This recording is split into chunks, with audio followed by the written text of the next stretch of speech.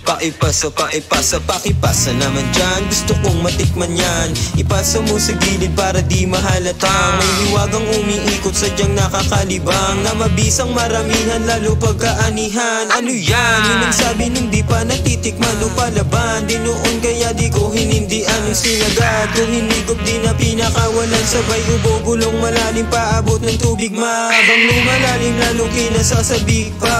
Mabuting patago lalo't dadamahin ka. Malimit na sa gilid kitang tinitikman. Pagkatapos na sa langit na yung pakiramdam. Tinaas, sinagad ko pa ayaw bumaba. Lumakad ka sa langit, di mo na ako madama. Hindi mo mahagilap, malikot mga paa. Kung gusto mong sumama sa amin, sagot ko tara. Tara na.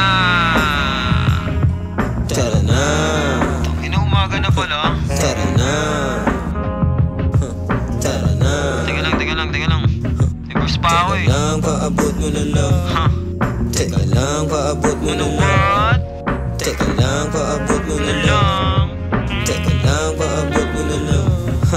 Teka lang, paabot mo na ng tubig sa tuyot na kuwat nakakabitin.